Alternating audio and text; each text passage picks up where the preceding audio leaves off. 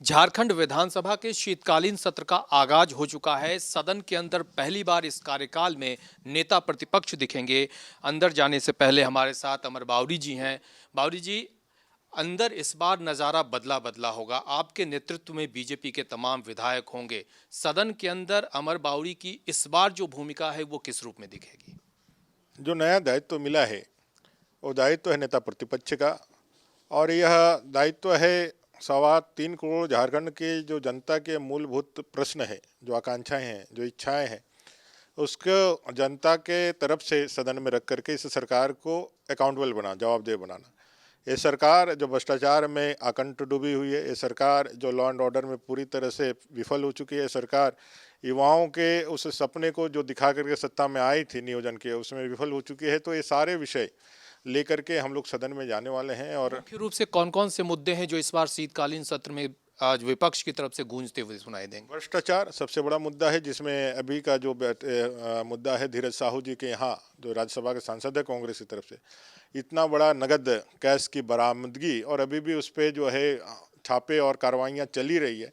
देश के अंदर किसी राजनेता के यहाँ आज़ादी के बाद इतने बड़ी भारी रकम निकलने का ये पहला घटना है, और पूरा देश स्तब्ध है, आश्चर्यचकित है कि इतने पैसे कहाँ से आ रहे हैं।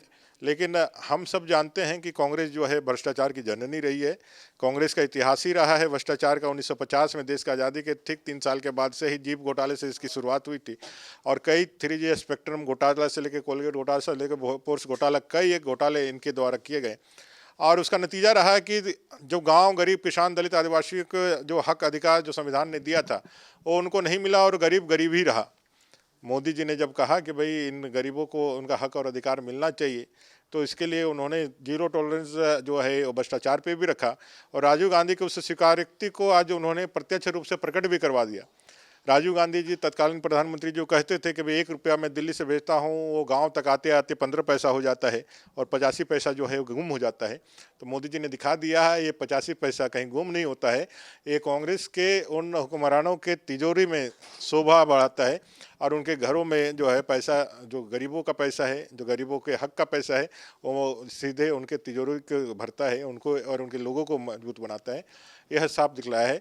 तो मुझे लगता है भ्रष्टाचार एक बड़ा मुद्दा इस बार के विधानसभा में रहेगा। दूसरा, युवाओं का जो बेरोजगारी है, आपने देखा कि किस तरह से उनको एग्जाम के लिए JSSC ने डेट निकाला था, और 5 दिन पहले अचानक से वो डेट को कैंसिल कर दिया, ये बतलाते हुए कि भाई जो अपना जो एजेंसी है उसने असमर्थता जाहिर की है।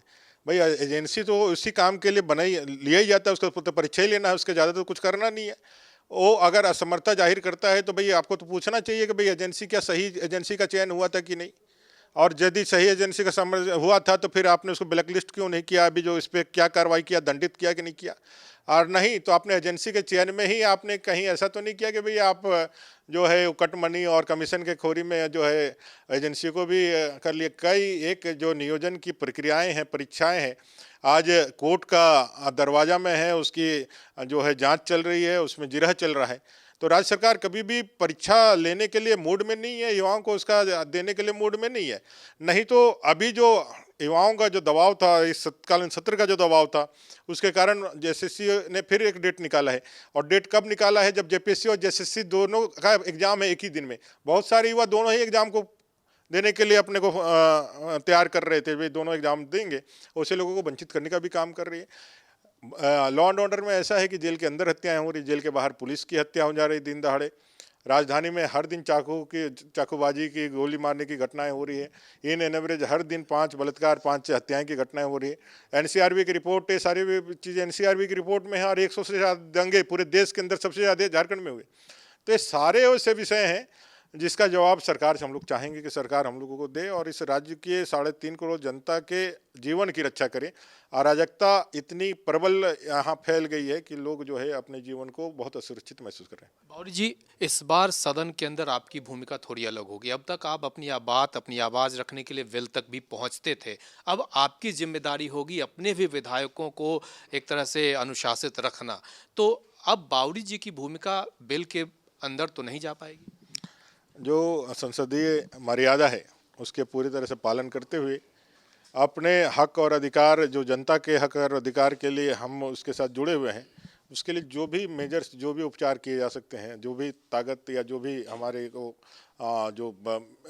मिल सकता है रास्ता, उसका हम लोग इस्तेमाल करके जनता के प्रति उत्तरदायी बनाने का कोशिश में। बनना था बाबूलाल जी को, बने बावड़ी जी, लेकिन अभी भी विधानसभा की लिस्ट में बाबूलाल जी जेवीएम के ही विधायक के तौर पे हैं और उनको अपनी बात रखने का सदन में मौका नहीं मिलता है।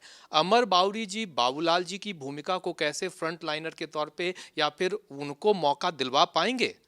आदरणीय अध्यक्ष जी हैं, अपने राज्य के प्रथम मुख्यमंत्री हैं और बहुत ही विजनरी और बहुत ही लोकप्रिय नेता हैं आदरणीय बाबूलाल मरांडी जी। मेरे लिए सौभाग्य रहेगा कि अपने प्रदेश के अध्यक्ष और अपने नेता सदन में हमारे उपस्थित रहेंगे।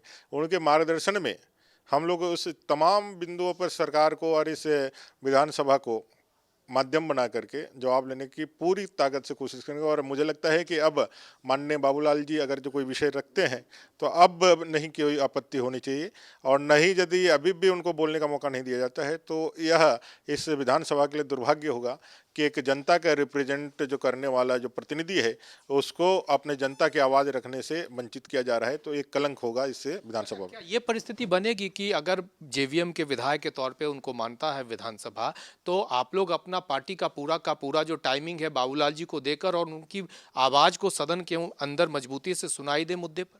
ये सारे विषयों पर रणनीतिक विचार है और इसका हम लोग आगे चल करके इस पर बात करेंगे। और जो भी हो, रणनीति का पहले खुलासा नहीं किया जा सकता हो। रणनीति जो है हमेशा युद्ध के मैदान पर ही लोगों को दिखाई देती है, और रणनीति पहले यदि पता चल जाए तो उसे रणनीति नहीं कहते हैं, वो तो फिर सबके लिए समान होता है। तो इस बार के विधानसभा सत्र में पूरी रणनीतिक तैयारी के साथ भारतीय जनता पार्टी इस सदन में सरकार को उसके उत्तर जनता के प्रति उत्तरदायी बनाने के लिए कोशिश हम लोग कर रहे हैं। तो अब नेता प्रतिपक्ष के तौर पे अमर बावरी जी ने इशारों में बता दिया है, रणनीति का खुलासा बाहर नहीं, रणनीति सदन के अंदर दिखेगी। अब ये देखना होगा कि अमर बावरी जी के नेतृत्व में सदन के अंदर बीजेपी कैसे सरकार को मजबूती से घेरती है। अपने सहयोगी वीडियो जर्नलिस्ट नलिन के साथ कुमार चंद्र।